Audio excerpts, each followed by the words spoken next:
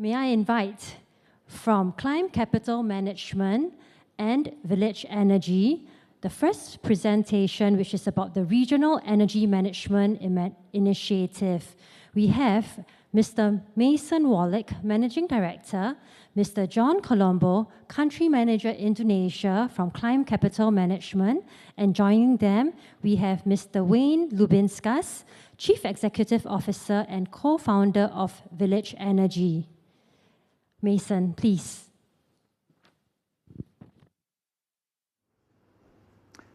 Thank you, Christy, for inviting us here for this special day today. We'd like to pick up our discussion from this morning where we just provided a very brief overview for what we're looking to achieve with the Regional Energy Management Initiative. Can we go to the next slide, please?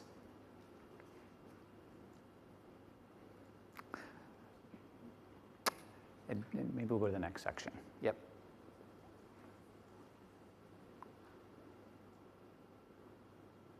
A few more.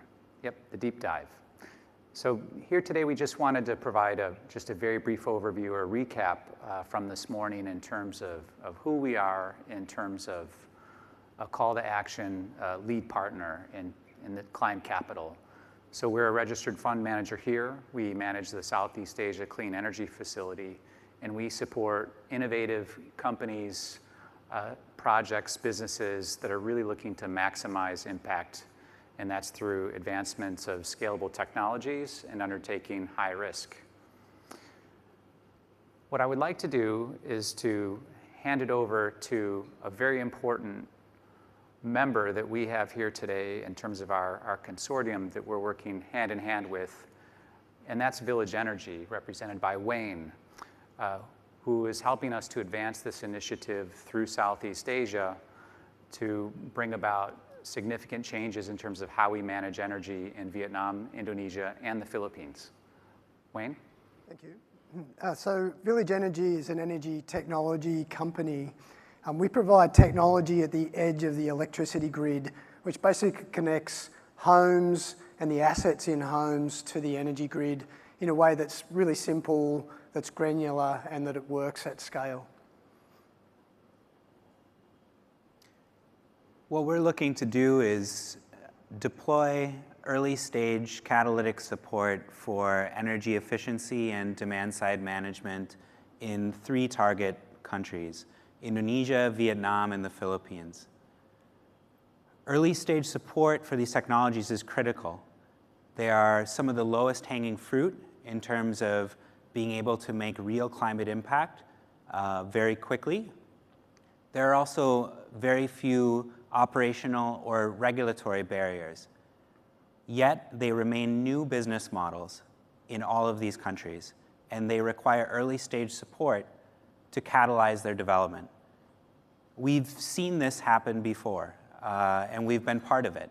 We've deployed capital, for instance, for commercial and industrial rooftop solar, which is a sector where several years ago, it was still a new thing. It wasn't yet widely adopted, and a lot of potential customers still weren't familiar with it. As well, sources of funding also had a pretty low level of familiarity. That's why we all need to come together and be part of proving out these technologies so that we can drive in more capital to create real impact. Now, we've already deployed capital for energy efficiency and demand-side management, and we're looking for some extra support to really drive this in these 3 geographies. Now, you might be wondering, what do we mean when we talk about energy efficiency? We're talking about helping companies basically save energy using their existing operations. And this is different depending on the nature of the industrial or commercial customer. It could apply as well, to hospitals, just as well to commercial buildings or other type of industrial facilities. And I'll go into an example in a moment of a successful project in Indonesia. But what's key here is that these are zero upfront cost solutions that can be readily deployed using existing and scalable technology. We have here one of Indonesia's first shared savings energy efficiency projects. This was conducted in Surabaya in 2018 with a hospital there. As you can see here, there's a range of different energy savings opportunities, and as I mentioned earlier, it really depends on the facility that's being considered. But in this case, in addition to some of the interventions that we normally think about when we think about energy efficiency, such as LED lighting, there's actually a lot more impactful energy savings opportunities that can be done with any facility, including cooling systems, steam systems. Another thing that we see very often in the market is HVAC system upgrades and chiller replacements and so on. The point that I want to make is that this requires a great deal of specialized engineering, which is present in the market, but lenders as well as potential customers need to be able to see a revenue model successfully demonstrated. And we've seen this again with other scalable low-carbon business models like rooftop solar.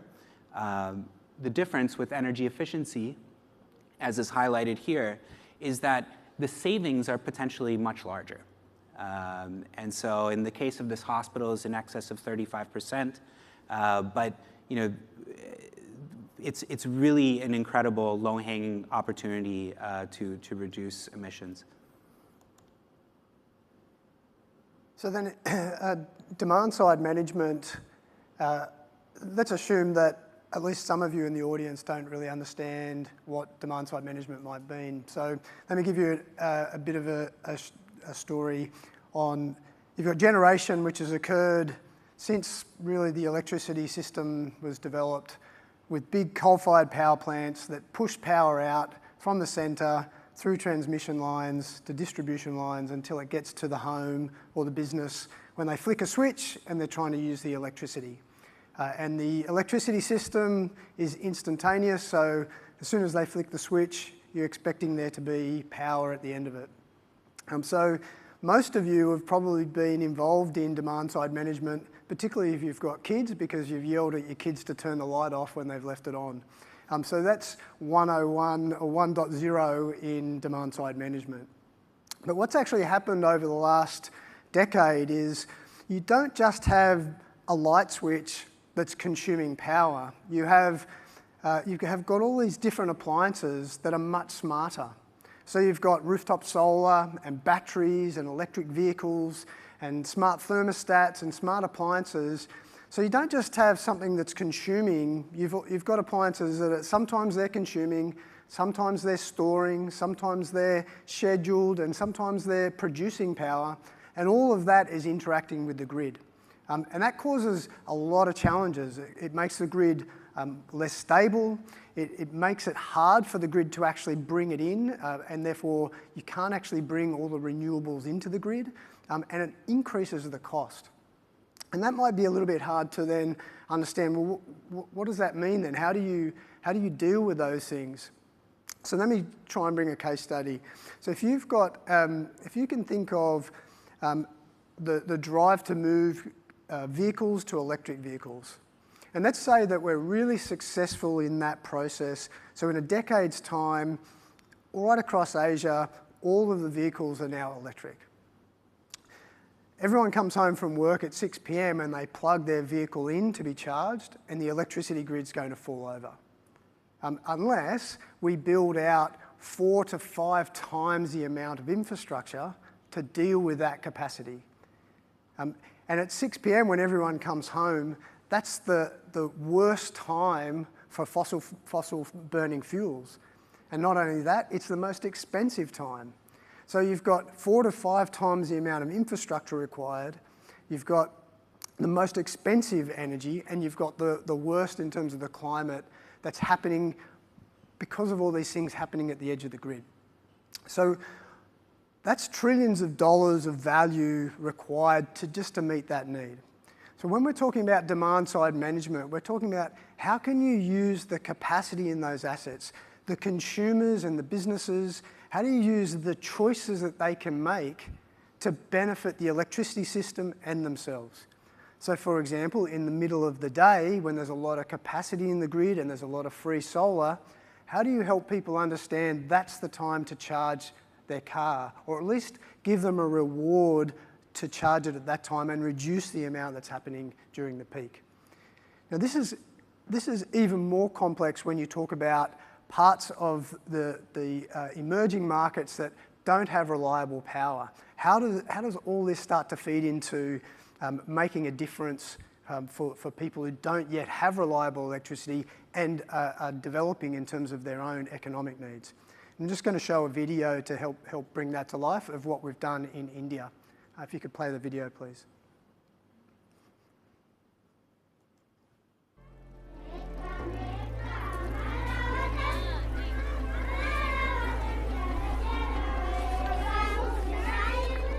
Today, unreliable power is an everyday reality for nearly half of the world's population. With trillions of dollars of investment required over the next decade and billions more required each year to cover subsidies and losses, growing demand for electricity by the world's emerging economies are creating massive technical, economic, and environmental challenges for those responsible for meeting this demand. Without ongoing investment, energy for things like pumping water, running a business, and basic lighting are insufficient, and as a result, communities suffer. It's time to rethink the world's unsustainable energy systems. Village Energy was created to break away from the traditional utility model, which is capital and operationally intensive. We're unique in that we help utilities and the communities they serve. We combine software and hardware to provide an energy solution that saves money, makes it possible and more affordable to improve service levels, and helps communities thrive without impacting the environment. Village Energy delivers direct social and climate benefits by joining with the utility to transform the energy system with a solution that is designed for millions of customers. Village Energy is an exciting company. Our solution leapfrogs the traditional model. We save utilities money whilst also making a massive difference to the lives of people. It's a real game changer.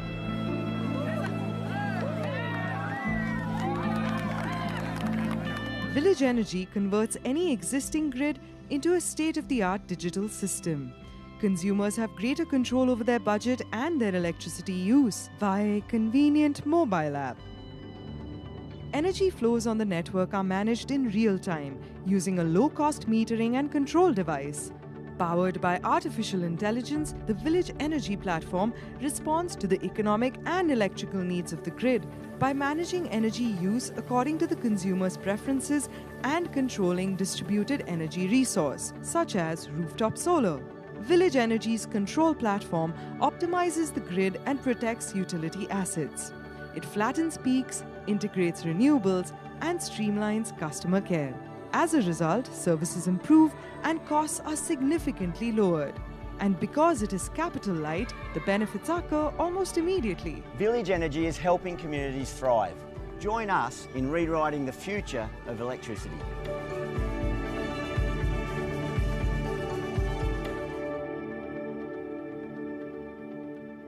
So in that example, we were able to deliver a 30% reduction in cost per kilowatt hour for the utility.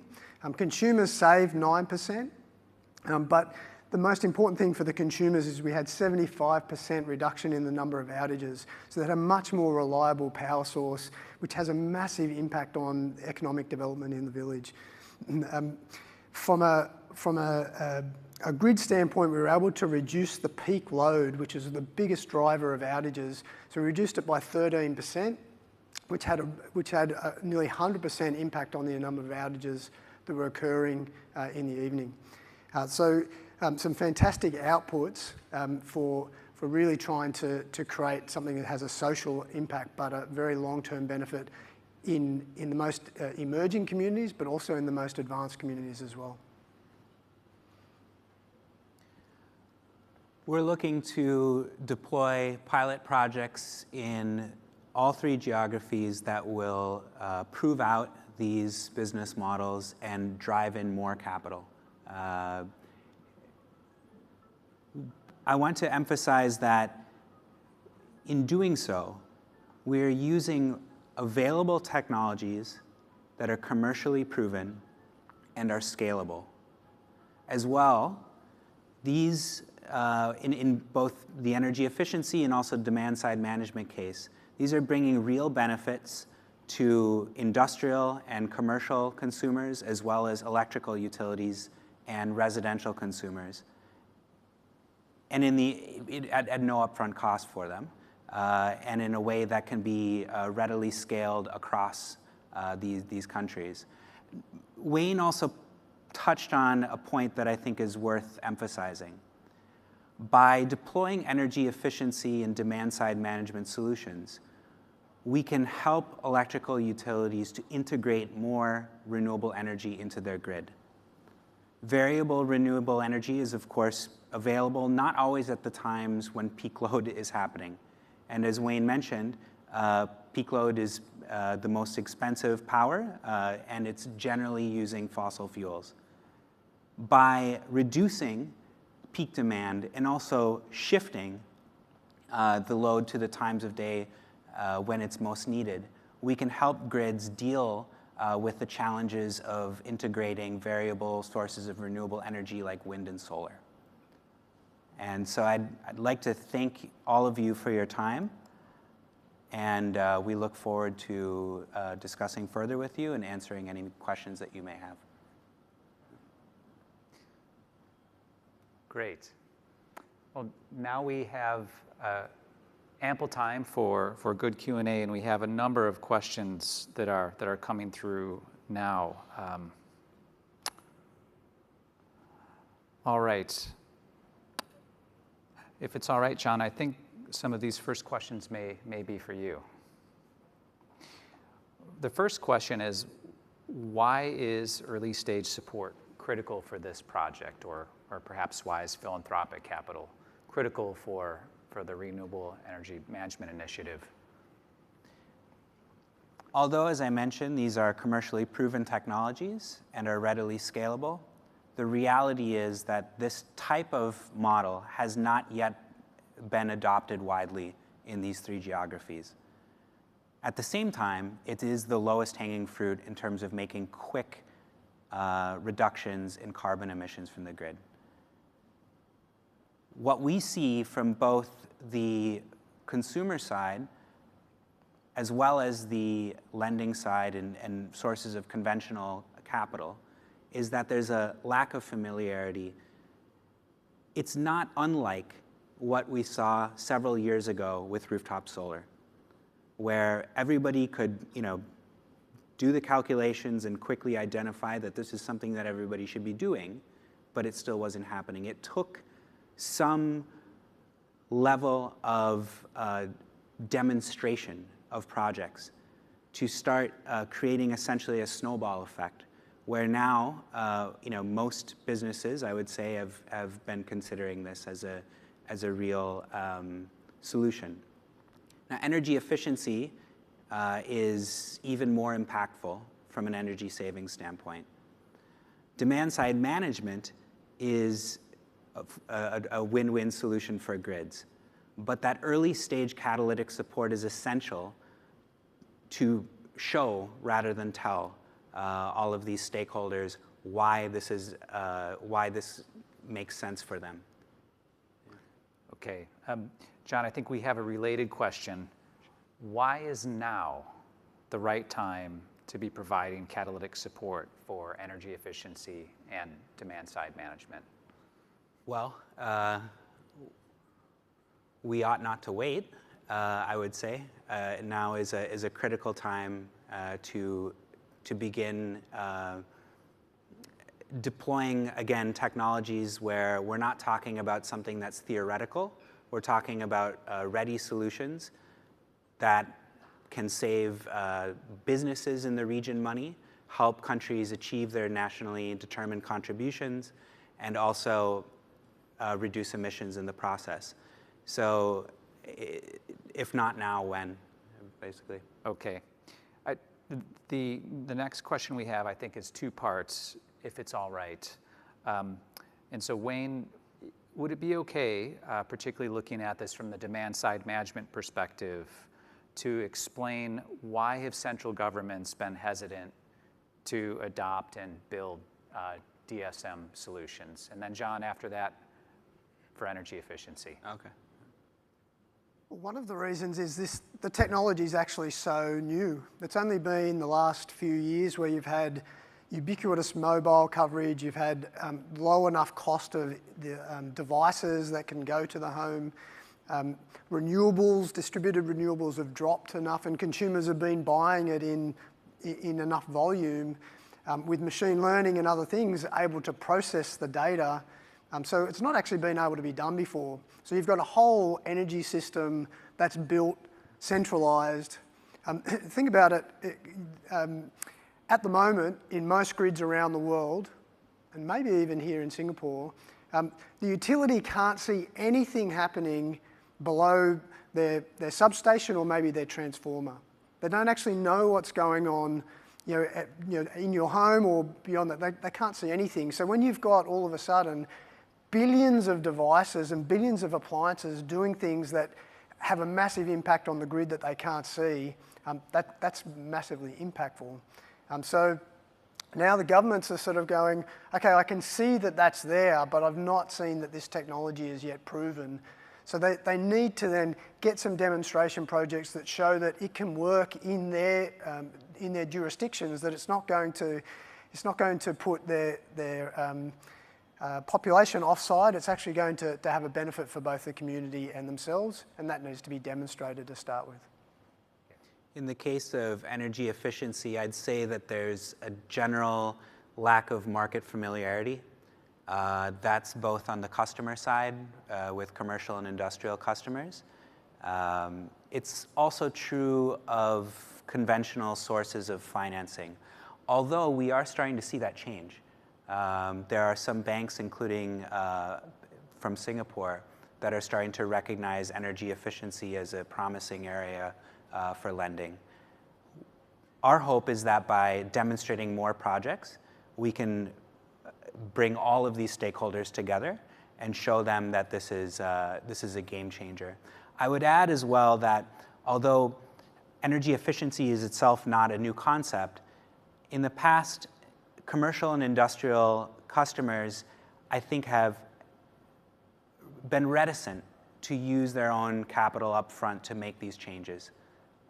However, by providing them zero upfront cost solutions, energy efficiency companies can make it easy for them to undertake these energy savings opportunities in a way that is mutually beneficial and also reduces their risk.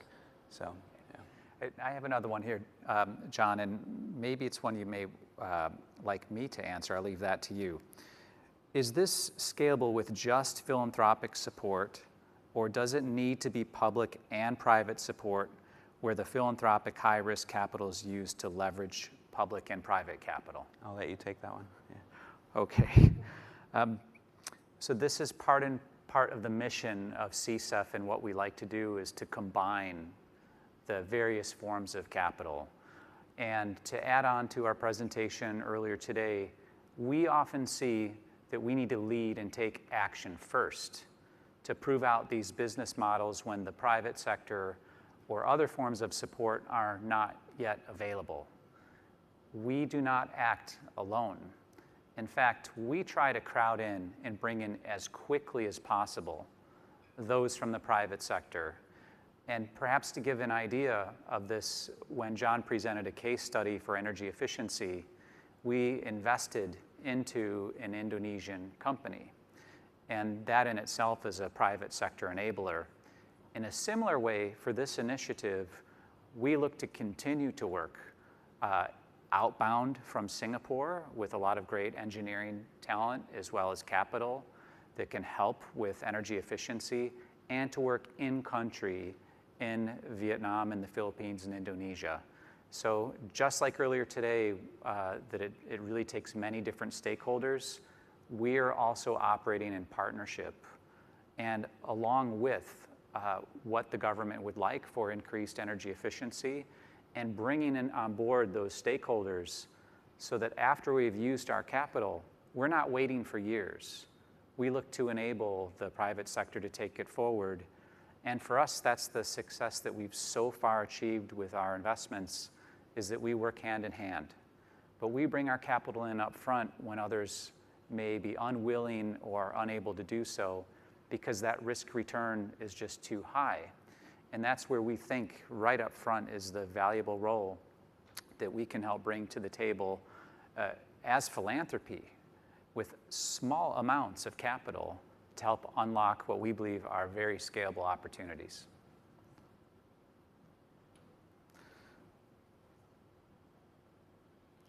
Okay, we have a number of other questions. What will motivate commercial grid operators to adopt and support energy demand management initiatives if that reduces demand for their service? Wayne, would you? Yeah, sure.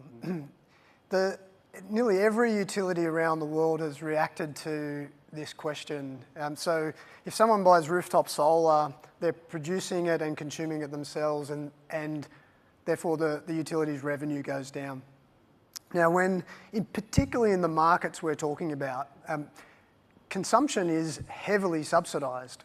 So what that actually means is, even though the utility might be getting X amount of revenue and they're not getting it because of rooftop solar, actually, in many cases, their profitability goes up because they're losing money for every unit of energy they're selling. So by thinking about it from a gross margin perspective and a profitability perspective, there's actually ways to improve the profitability by thinking about demand response. Because actually, demand response is much cheaper than any other source of generation. So the cost of managing demand is a lot cheaper source. But distributed renewables have actually dropped below the price of coal in most markets as well. So there's the opportunity to use lower priced options available at the edge of the grid to improve the profitability of the utility overall. Okay. Wayne, thanks for that. Another question. Do you do larger commercial or industrial installations? Would you do airports or shopping malls?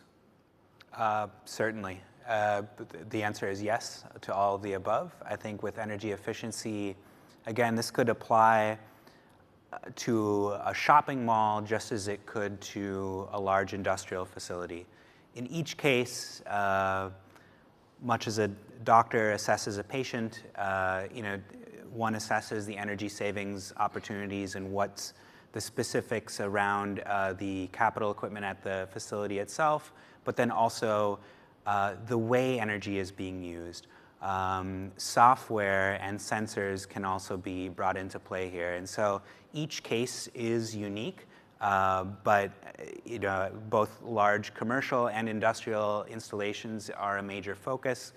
Airports and shopping malls, thinking about Indonesia in particular, where some of the generation of shopping malls that were built in like the 90s and early 2000s. I mean, these are the chiller systems, HVAC. I mean, it's just a tremendous opportunity for savings. Yeah. Right. I think we have one more, Wayne, in the last minute or so we have. How do consumers benefit from demand-side management?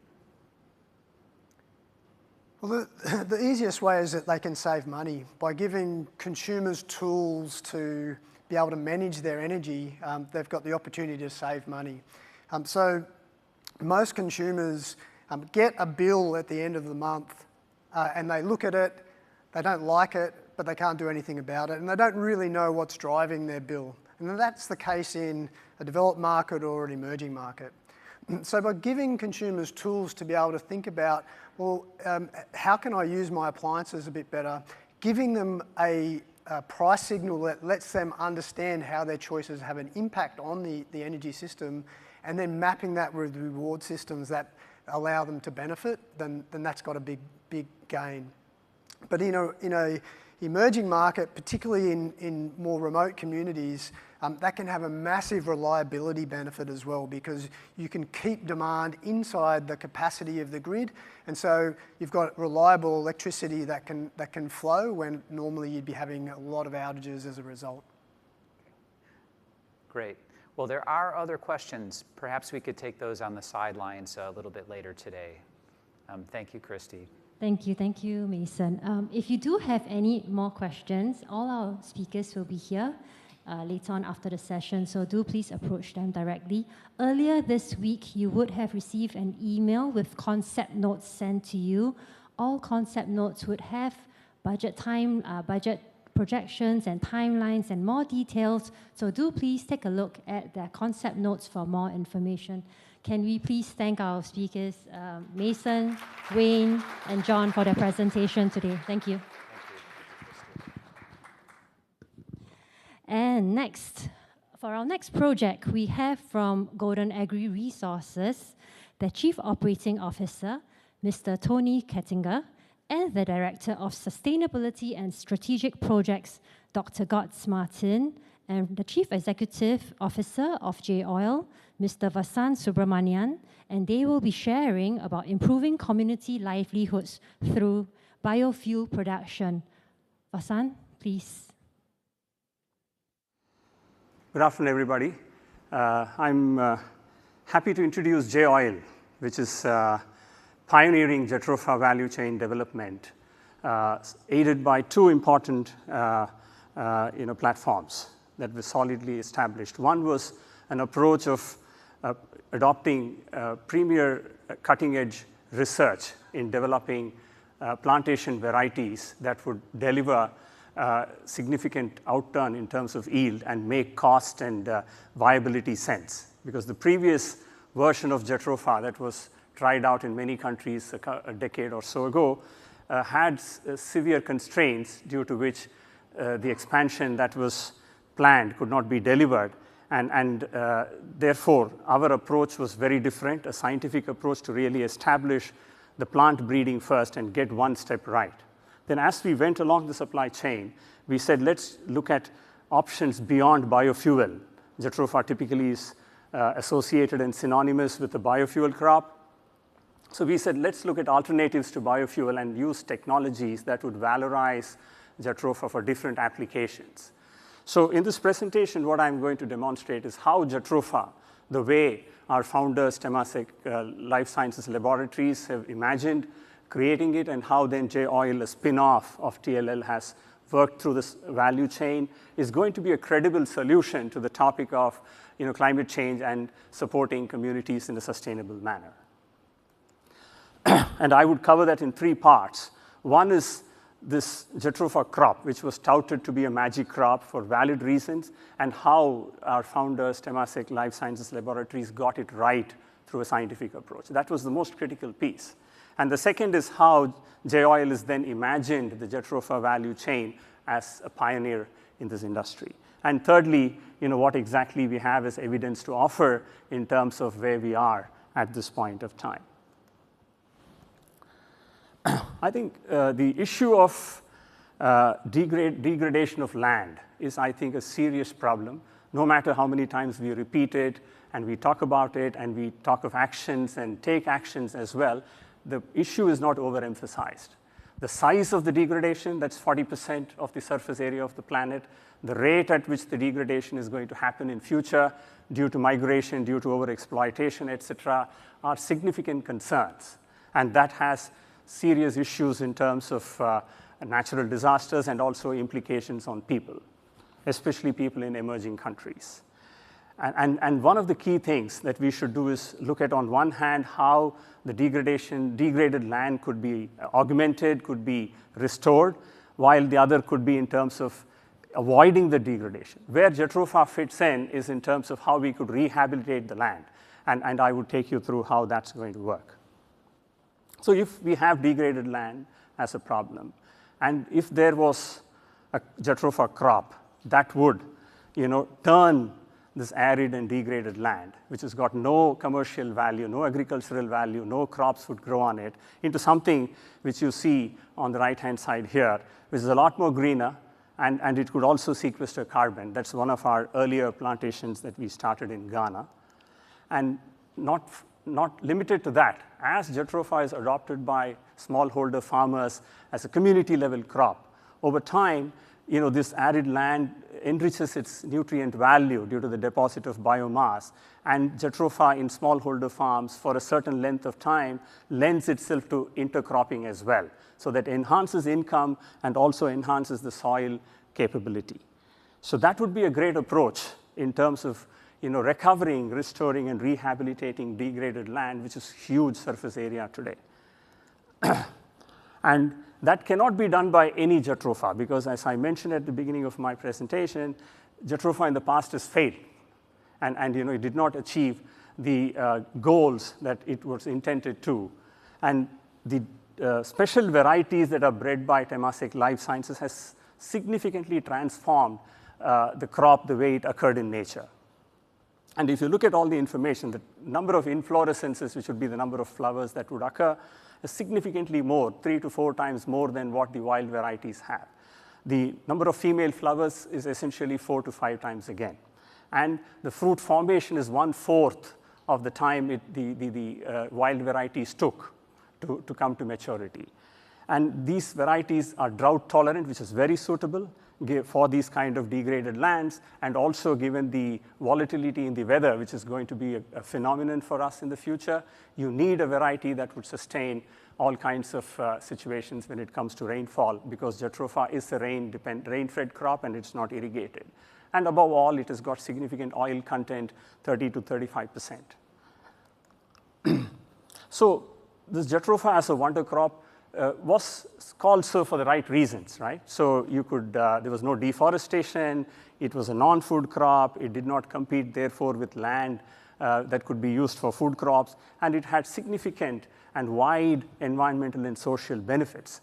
It was suitable for intercropping for the communities, the biomass would help soil regeneration, the sequestration of carbon, and jatropha could also be purely standalone conservation projects, not being exploited commercially. But none of this was accomplished for the reasons that the wild varieties had very poor yield, and there was no scientific breeding, and there was no established agronomy practices that would extract the best value from this crop. So what Temasek Life Sciences Laboratory did was to essentially, you can see the right-hand side picture where these varieties have 4 to 5 times the number of female flowers that the wild varieties had. It could fruit a lot earlier because the flowering was a lot earlier, and that was possible through the scientific approach that TLL took. And they established J-oil in 2008, essentially as a vehicle that would lead this jatropha development. And we did trials in multiple parts of the world, and we proved the viability of these trials, or validated the trials before adopting them commercially. So next I'll go to how J-oil is imagined this value chain of jatropha. So clearly with what jatropha, the varieties can do on degraded land, it sequesters carbon, and we have got certified under gold standard that demonstrates that jatropha does sequester carbon, and it really helps in one form in terms of carbon removal.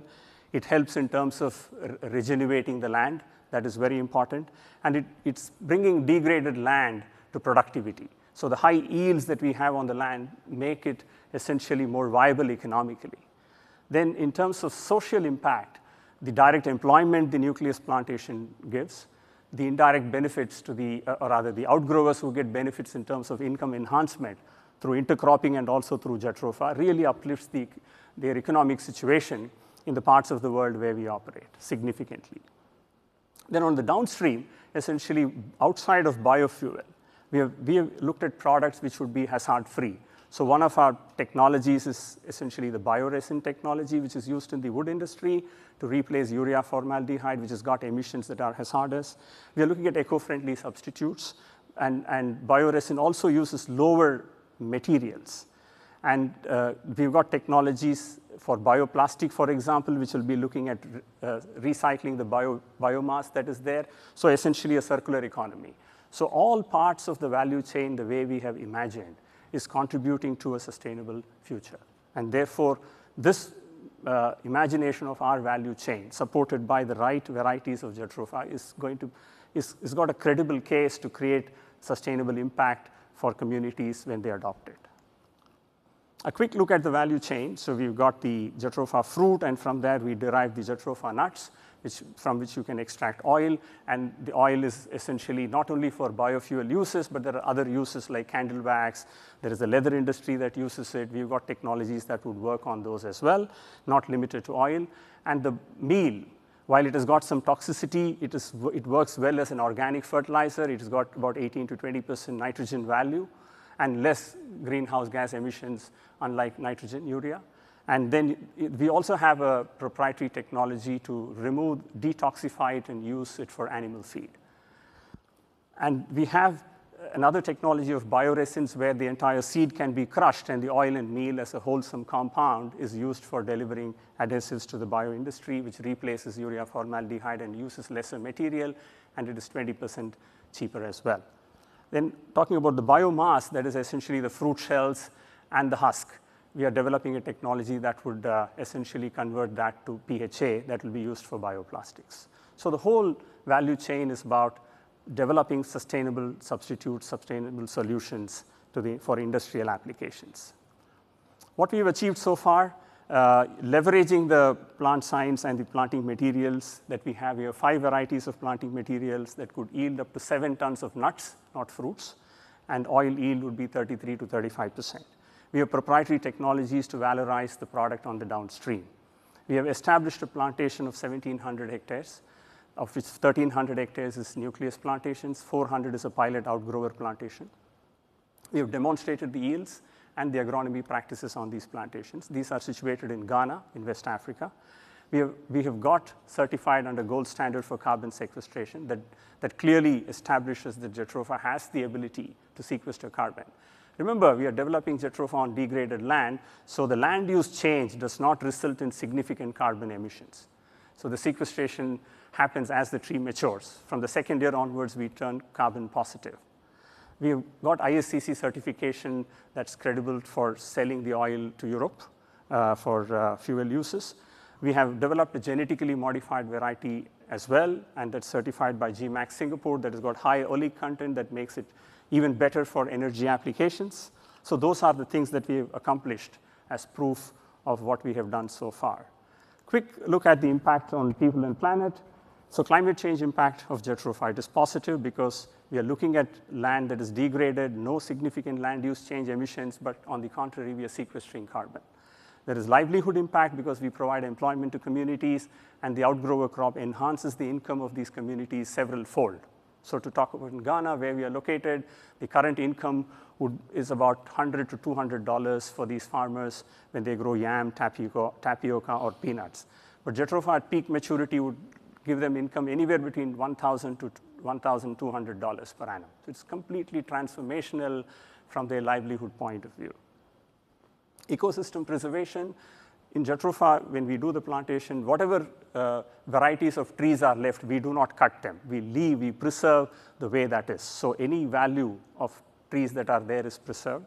We do not disturb the ecosystem. And the land development is benign. We do not disturb the topsoil as well.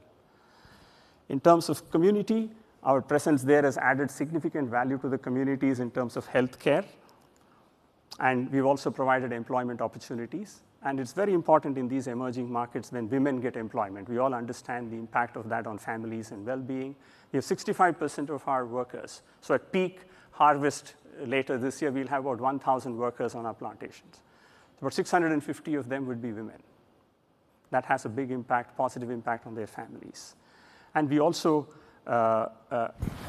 look at handling consumption responsibly. All components of jatropha is being used, as I explained, in our value chain. So there is recycling, circular economy, and production of sustainable products through technologies. Thank you very much.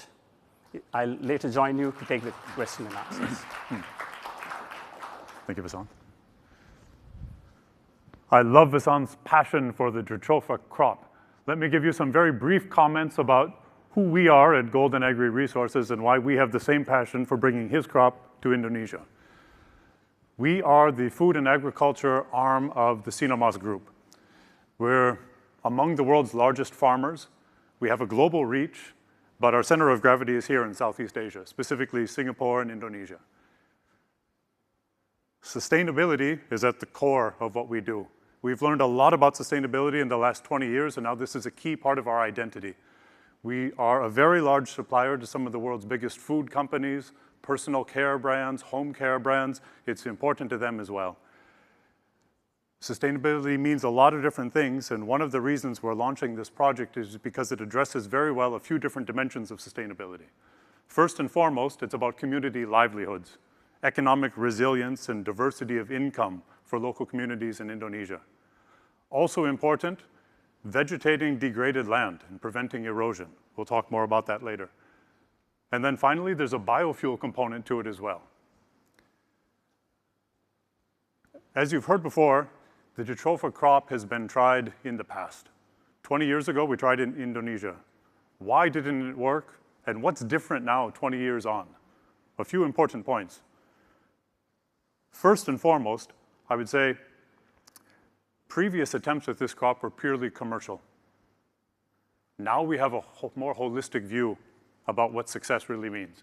Now we're thinking about community livelihood. We're thinking about the environment, climate change, and of course, it has to make economic success for the farmers who are growing the crop. That's not us, that will be the local communities. Also, as Vasant explained, seed technology has come a long way in the last 20 years, which improves economic returns for the farmers. Important to note as well that in the last 20 years, we've gained a real appreciation and a critical focus on maximizing agricultural wastes and residues. In the past, we'd been thinking about the oil. Now we're thinking about the oil and the rest of the plant. On this point, the oil has limited value for food use, cannot be used for human consumption, so it tends to find its value in the form of bioenergy. 20 years ago, the bioenergy markets weren't so well developed. And a big obstacle to developing the crop was that we needed critical mass producing a lot of oil and a dedicated biodiesel processing facility and government support to set standards for jatropha oil biodiesel in line with the transportation industry. It was not a simple undertaking. Now something has changed. Now we have sustainable aviation fuel. And the processing plants making that fuel can convert almost any fats and oil into sustainable aviation fuel. It doesn't matter now if we produce 1 ton of this crop or 1 million tons of this crop, we can find a market for the oil in a very competitive way. So as Golden Agri, for all these reasons, we're launching this project. We will contribute the first $2 million of funding, and we will use our own internal resources to drive the project in local communities. With that, I'll pass the floor to my colleague, Dr. Götz Martin, to explain our next steps. Thank you, Tony. In the sake of time, I will run you very quickly through a couple of slides. Only, I think, we saved this. Tony has mentioned who we are. You can also check out, please, our homepage, goldenagri.com. I think what we want to highlight is we are operating more than 500,000 hectares of palm oil plantations in Indonesia. We are perceived as a global leader in sustainability in that business segment, and we are also operating 80,000 hectares of conservation area in our plantation. So, you see, we know how to manage land. Community-wise, a couple of numbers. My colleague Bernard has mentioned it already in the morning. We are actually running at the moment already 62 community empowerment programs where we are trying to diversify income streams from these communities. And so we are hoping that jatropha can become one additional pillar beside palm oil and other crops to contribute to that we are creating resilient communities in Indonesia. So now a little bit on the approach.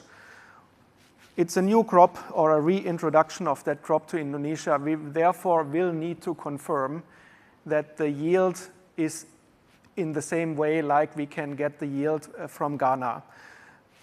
If that is the case, what we are all expecting and hope, we are planning to plant or support communities to plant with up to 15,000 hectares of Jatropha. If you think normally an Indonesian smallholder has around 1.52 hectares of land, so we are essentially talking about 10,000 families who will be benefiting from this program in the longer period of time.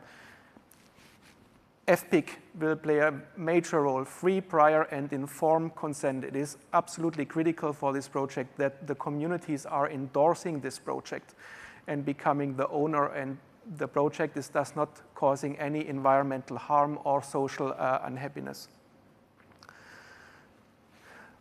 We are managers. We will provide and share our economic knowledge. J-Oil for sure as a partner, but also our own agronomists will support the communities that we achieve yields. We are doing this in Indonesia. There is the so-called plasma scheme you will maybe have heard, where we are essentially applying the same agricultural management conditions to smallholder farmers, and they get the same yields like we do in our nucleus plantations. The same will apply here in this case.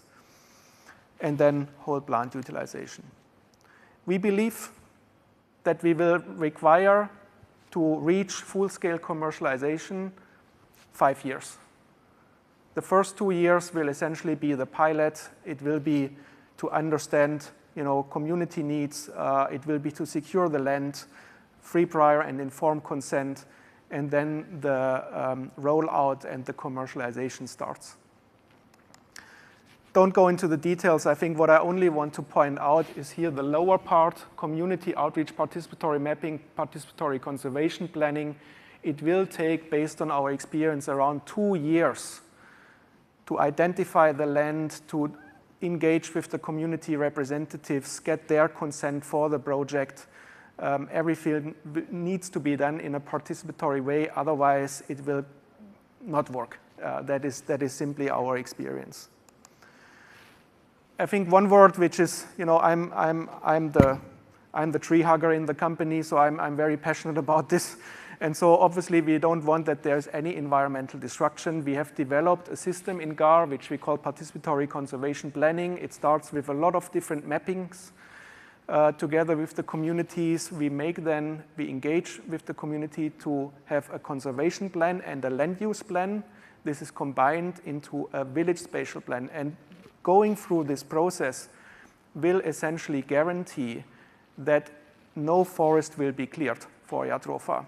It will also guarantee, because there is then a so-called Perdes, which is like a village regulation, that also if the project will be super commercially successful, what we for sure hope, that then the communities don't think, oh great, let's expand. Yeah?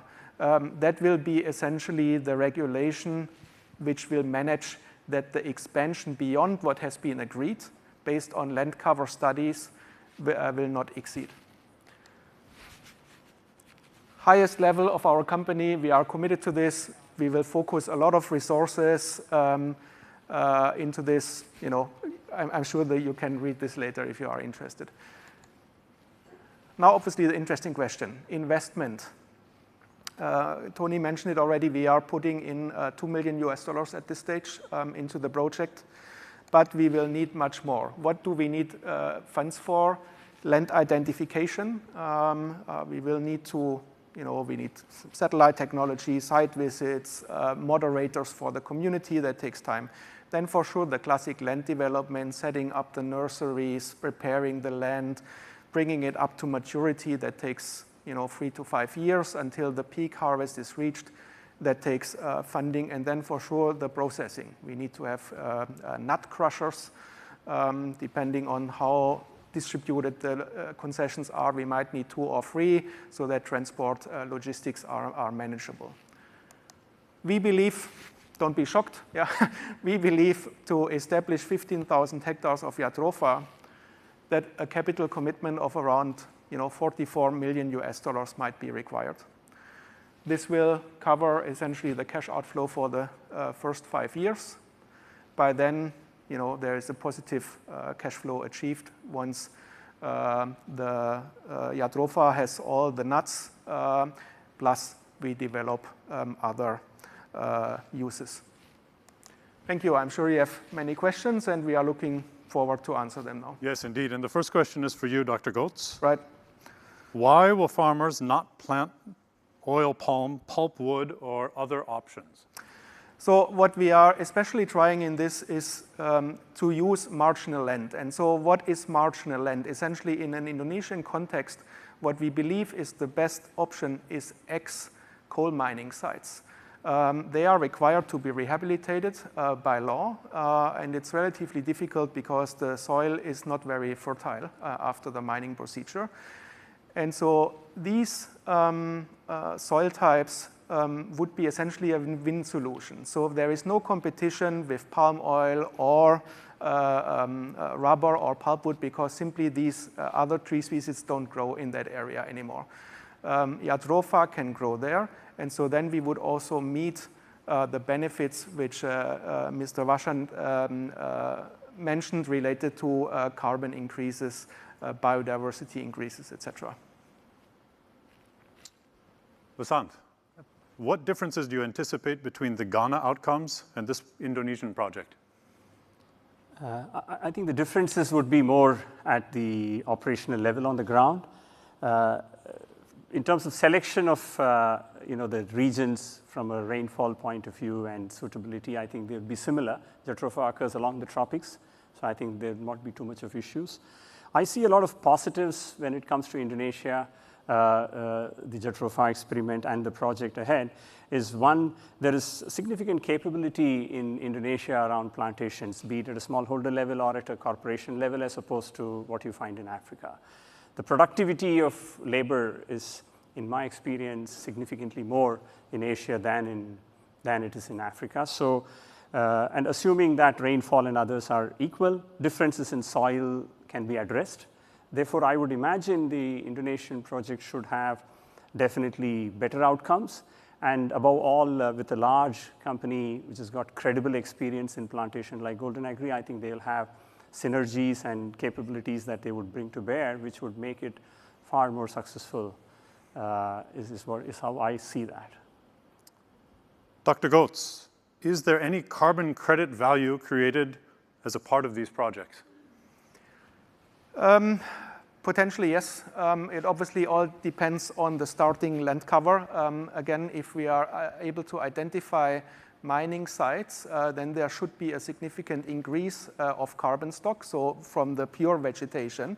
The other carbon credit value comes for sure if we are replacing fossil fuels with the oil we are producing. So I think these are the two pathways which should be able to be further investigated and potentially accounted for. Yeah. Dr. Götz, assuming soil quality is poorer in these land areas like coal mines, will yields be impacted? I'm sure actually that Vasan might be better positioned to answer that. Obviously, I think it comes down to a fertilizer application. You might assume in the beginning that the yields are a little bit lower. I believe if you use the biomass leaf litter from the trees, you can improve the soil quality quite a bit again, right? You improve the soil texture, soil moisture, plus the fertilizer input. And so therefore, I think in the longer term, there should be no impact on the yields. To add on to what Dr. Götz has said, in Ghana, where we are planting jatropha, it's on savanna grassland. So there's basically sandy loam, loamy sand kind of soils. I think they've got not exciting values from a soil perspective, and that's where we have demonstrated these yields. So unless the specific soil condition is going to be extremely negative, which we do not know at this time, I wouldn't say that there would be a significant difference in the yield. And as you said, we'll have to really look at the soil, and that's where we would work together. Our agronomists and research people would be working with their team at the initial project stage itself, from the land screening stage itself. Dr. Götz, in your presentation, you talked about preventing expansion into other areas. We'd like you to elaborate on that. How will the project team prevent community members from expanding into forest areas? Yeah. So again, I'm referring to a process what we call participatory conservation planning. what is very important is participatory. So there is a lot of assessments being made, land cover assessments, HCV, high conservation value assessments, participatory mapping so the villages are clear. And then in an ongoing dialogue who normally takes a couple of months with the, and that is also quite critical, with the elected community representatives. So we should not only talk with the village elites or with a specific group in the village. We will jointly agree in a land use plan for this entire village. And that land use plan will make sure there is food security guaranteed, there is conservation areas guaranteed, plus then there are economically interesting land areas. And with that agreement, if that is put into a village spatial plan, which is valid for a couple of years, approved ideally by the Bupati, who is kind of the district chief, then the expansion into forested areas will be very limited. That is our experience in areas where we have gone through that process. We have done that in more than 30 villages in West Kalimantan, and in these areas, the deforestation has essentially come to zero. Very good. Thank you both. We've come to the end of our time. Thank you for giving us your time, your patience. We'd like also to have your trust and your partnership in this project. Thank you. Thanks, everybody. Thank you. Thank you.